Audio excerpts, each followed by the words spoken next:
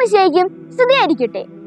പൗരസ്ത്യ ദേശങ്ങളുടെ അപ്പസ്തോലൻ എന്നറിയപ്പെടുന്ന വിശുദ്ധ ഫ്രാൻസിസ് സേവ്യറിനെ കുറിച്ചാണ് ഞാൻ ഇന്നിവിടെ പറയാൻ പോകുന്നത്.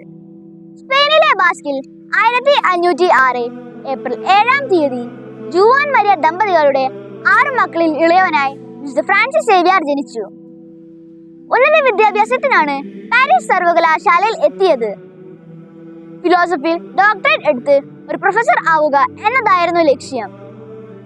യാദൃച്ഛികമായാണ് നാട്ടുകാരനും കോളേജ് പ്രൊഫസറുമായ ഇഗ്നേഷ്യസ് ലയോളയെ പാരീസ് സർവകലാശാലയിൽ വെച്ച് കണ്ടുമുട്ടിയത്.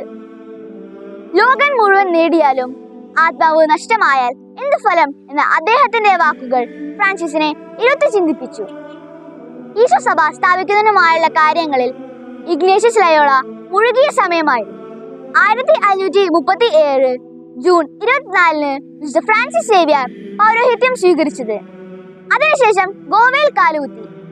അവിടുത്തെ ഭാഷ പഠിച്ചെടുത്ത് രോഗി ശുശ്രൂഷ, വചന പ്രഘോഷണം, വിശ്വാസ പരിശീലനം എന്നിവയിൽ മുഴുകി. 5 മാസം ഗോവയിൽ തങ്ങിയതിനു ശേഷം ഫ്രാൻസിസ് കന്യാകുമാരി മുതൽ തൂത്തുക്കുടി വരെയുള്ള പ്രദേശങ്ങളിൽ പ്രേക്ഷിത വേല ആരംഭിച്ചു. തെക്കൻ കേരളത്തിലും Malaysia, Indonesia, Philippines, Japan, China എന്നിവിടങ്ങളിലും പ്രേക്ഷിത വേല ആരംഭിച്ചു.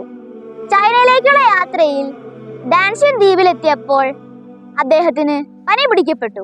അത് വകവയ്ക്കാതെ ചൈനീസ് വൻകരയിൽ എത്തിയപ്പോൾ ഡിസംബർ 8, 1552-ന് അദ്ദേഹം ചരമം പ്രാപിച്ചു.